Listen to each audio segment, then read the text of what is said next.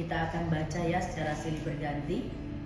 Mazmur 130 ayat 1 sampai ayat 3. Penulis ini ingin menyatakan bahwa di tengah keputusasaannya ya, dia pergi dan mencari Tuhan.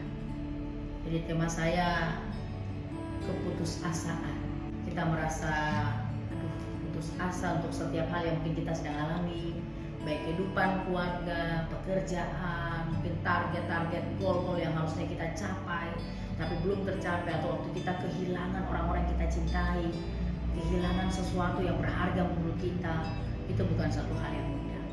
Nah, di sini kita lihat bersama bagaimana ketika berada di tengah keputusasaan, apa yang dialami oleh penulis ini.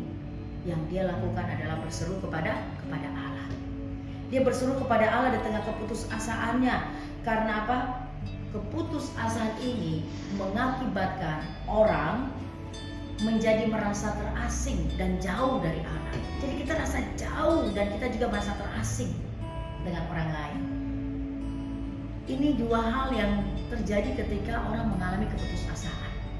Makanya Bapak Ibu, ketika kita mengalami keputusasaan, penulis daripada Mazmur 130 ini menyatakan bahwa mari kita datang dan berseru kepada Tuhan. Mari kita datang dan berseru dan mencari Tuhan. Apalagi saudara, kalau keputusasaan itu terjadi ketika kita sedang hidup di dalam kesalahan atau dosa. Engkau ya Tuhan mengingat-ingat kesalahan-kesalahan. Tuhan, siapakah yang dapat tahan? Tidak ada seorang pun saudara yang bisa luput dari hukuman Tuhan ketika kita hidup di dalam dosa dan kesalahan. Jadi ini yang dibayangkan oleh penulis Mazmur 130 ini. Dia merasa putus asa ketika dia sadar bahwa dia sedang berdosa. Dia sedang ada di jalan yang salah. Dia sedang menempuh sesuatu yang salah. Dia merasa putus asa dengan keadaannya. Dia nggak tahu mengambil keputusan apa lagi. Dia tidak tahu apa yang harus dia buat. Dan dia merasa dia cuma terkurung di dalam kesalahan, rasa bersalah. Dia terintimidasi dengan semua keadaan yang ada. Dan itulah yang membuat dia menjadi terasing. Ketika keputusasaan itu datang dan melanda, kita harusnya datang dan kepada Tuhan dan berseru kepada Dia, mencari wajahnya.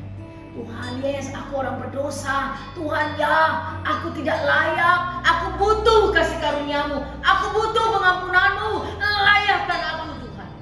Harusnya kita datang cari Tuhan, bukan semakin menjauh.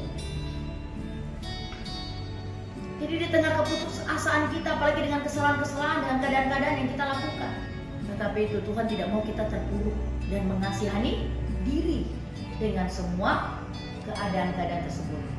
Jadi Tuhan menginginkan supaya ketika keputusasaan itu datang, mari pandang kepada Tuhan, datang sama Tuhan, supaya kita tidak menjauh dari Tuhan, tetapi semakin mendekat, dan kita tidak merasa asing dengan orang lain. Kadang-kadang kan kita merasa orang nggak mau lihat kita, orang tidak terima kita karena kita ini sudah berdosa, kita terlalu buruk.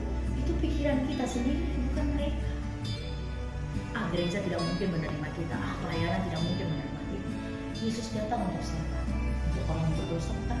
Yesus datang untuk siapa? Untuk mencari orang yang terhina, bukan? Yesus datang untuk apa? Untuk mencari orang yang sakit, bukan? Bukankah itu tujuan Yesus datang ke dalam dunia ini? Betul? Lalu kalau kita berkata Tuhan Yesus tidak akan menerima kita, dosa saya besar, dosa saya sangat banyak, maka itu sama saja kita sedang menyangkal kebenaran firman Tuhan. Ketika kita dihimpit oleh keputusasaan, datanglah kepada Tuhan dan mengakuilah semua keadaan kita. Tuhan, aku salah, aku berdosa, aku butuh kemurahan-Mu, aku butuh kasih karunia-Mu. Ampuni aku Tuhan. Aku lelah, capek dengan semua keadaan ini. Aku ingin keluar dari semua situasi ini Tuhan. Aku ingin bangkit, aku mau dekat dengan-Mu Tuhan. Apapun yang orang mau katakan, apapun konsekuensinya, aku mau datang Tuhan. Aku tidak mau jauh dari ini. Tapi lihat Petrus tidak mengasihani dirinya. Dia tidak mau terpuruk dengan keputusasaan itu karena menyatakan Yesus. Tapi dia datang kepada Yesus, Guru, ampuni aku. Aku berdosa kepada-Mu. Dan Yesus mengampuni. Tapi mari ketika engkau ada di tengah keputusasaan, dengan semua keadaan yang berat, datanglah kepada Tuhan. Cari wajahnya, temukan Tuhan melalui firman-Nya, datang dan berdoa, minta Tuhan mengampuni semua dosa dan kesalahan. dan Tuhan dikatakan aku menanti-nantikan Tuhan. Aku mengharapkan firman. Jadi mari datang kepada Tuhan lewat firman. Kalau susah, kalau merasa terintimidasi, ada tumbuhan kepadamu, baca Alkitab. Biarkan jiwamu mengharapkan Tuhan lebih daripada pengawal mengharapkan Tuhan. Kasih setia Tuhan selalu ada padanya, dan Dia membuat tangannya selalu terbuka untuk mengampuni, mengasihi, dan